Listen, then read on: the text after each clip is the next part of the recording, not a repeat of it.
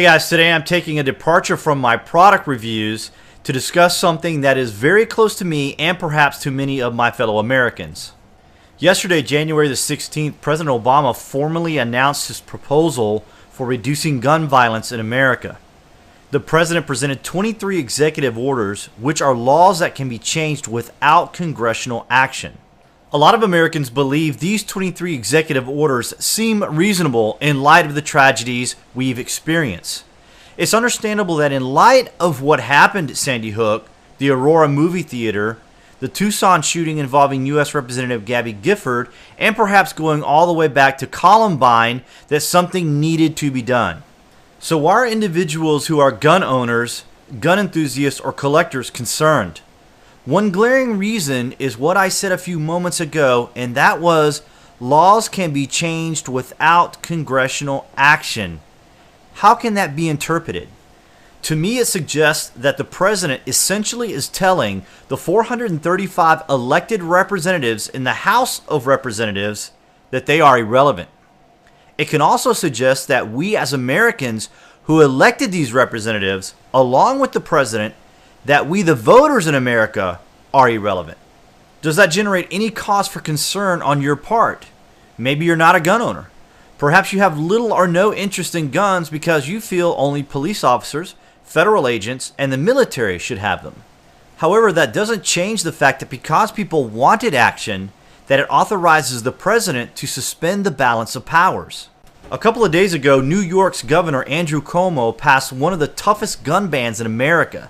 That ban instantly transformed law-abiding citizens. Let me repeat that. The ban instantly transformed law-abiding citizens into criminals. Does that generate a cause for concern on your part? Ladies and gentlemen, if law-abiding citizens can and have demonstrated that they are able to abide by the law, what difference does it make what type of firearm they have, and what difference does it make how large of a magazine they can carry? Responsible law-abiding citizens are just that, law-abiding. I can't speak for all licensed gun owners, but I can tell you quite confidently that as a licensed gun owner, my awareness, my responsibility, my appreciation for the awesome responsibility entrusted in me by the Second Amendment is not something I take lightly. A person from the UK once asked me, "Why do Americans need guns?" My response was that I appreciated the fact that my country provides me with, protects me with, enables me with inalienable rights.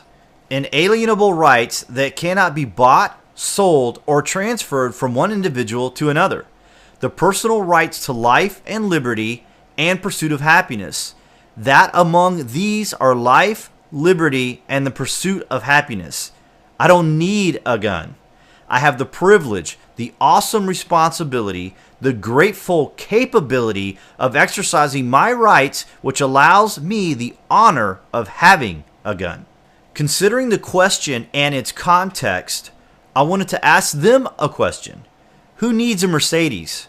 Who needs a 3,000 square foot house? Who needs a 60-inch television?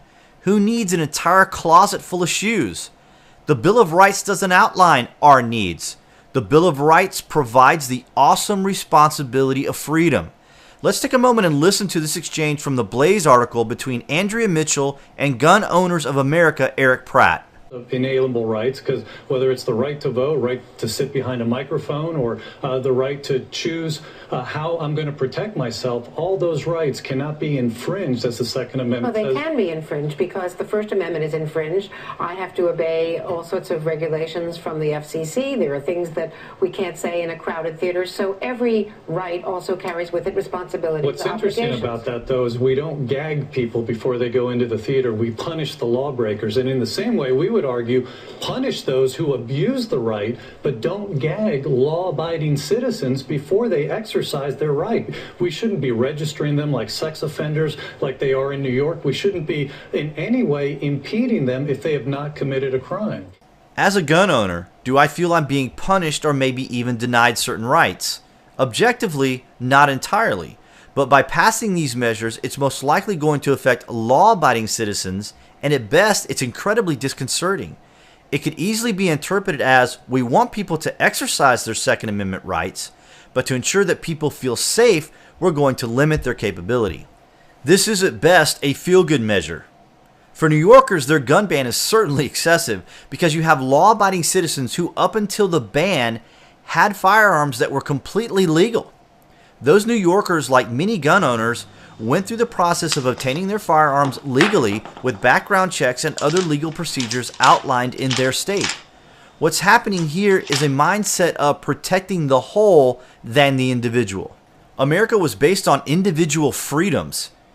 It was based on protecting individual rights. We're moving away from the individual and focusing on the greater good. This, in effect, is the herd mentality. I'd like to believe that I can trust my fellow Americans. I'd like to believe that there are responsible, accountable, capable Americans who take their liberties seriously and would like to see everyone succeed as well as exercise their rights.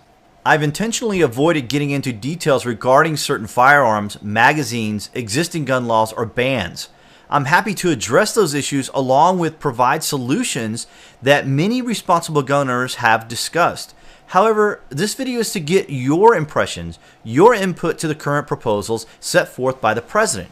If you're not a citizen of the United States, I'd like to get your input as well. Thanks to all my subscribers who have supported my channel. Thanks for allowing me to indulge you in an area that is a concern of mine, as this is my only channel. This is where I wanted to express my thoughts on this current issue concerning gun violence. Feel free to share this message. Click the like button so that others searching for this information can participate. Comment, provide video responses. This is your opportunity to voice your opinion and provide me with your feedback on how to potentially follow up your questions. Thanks for watching.